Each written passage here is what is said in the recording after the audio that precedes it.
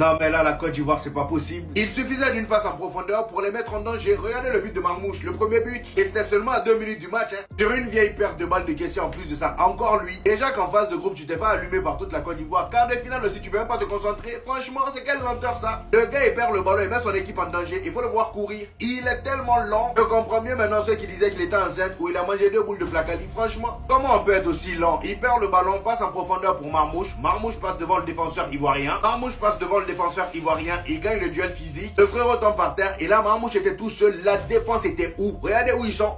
Où ils sont? Il vient devant le gardien, il place le ballon, but. Le troisième but c'est pareil, en une seule passe en profondeur, la défense de la Côte d'Ivoire était déjà morte. Regardez, une seule passe, le gars il vient devant la surface, passe pour Mohamed Salah qui était bien placé. Encore une fois, la défense elle est où? Au centre là. Regardez, tout est vide. Les deux joueurs ivoiriens se laissent attirer par le ballon. Le gars il fait la passe à Mohamed Salah qui était tout seul, voilà. Certes il y avait un joueur ivoirien sur lui, mais regardez tout l'espace vide qu'il y a. Il a juste eu à toucher le ballon et c'est rentré. Et contrairement à la Côte d'Ivoire, l'Égypte eux défensivement ils sont bien solides. Ils gèrent bien leur temps faible et parfois on a même l'impression qu'ils sont plus nombreux que les Ivoiriens. Franchement, c'est très dommage pour la Côte d'Ivoire. Il n'y a pas eu d'Algérie-Maroc, mais vous pensiez que ça allait être nul? Que le show commence. C'est quoi ces demi-finales de fou? Égypte, Sénégal, Salah, Sadio Mané. Les retrouvailles, comme un match déjà vu. Nigeria contre Maroc, le pays hôte. J'avais dit, mais est-ce qu'on avait eu des quarts de finale déjà de cette envergure? Mais là, je vous répète, est-ce qu'on a déjà eu des demi-finales de cette envergure? À ce stade, hormis le fait qu'on peut déjà se faire une petite image de la finale, quelle que soit l'équipe qui l'emportera,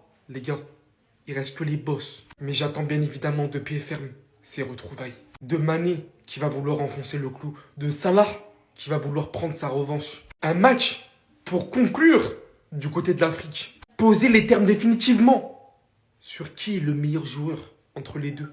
Oui, parce que vous le voulez ou non, ça sera forcément un grand attribut. Ça sera forcément une grosse nomination qui sera mise après ce match. Et je sais que vous attendez ça. Je sais que la foule attend ça. Je sais que toute l'Afrique attend ça. Ça va être incroyable. Ça va être incroyable, les gars. Maroc-Nigeria de l'autre côté.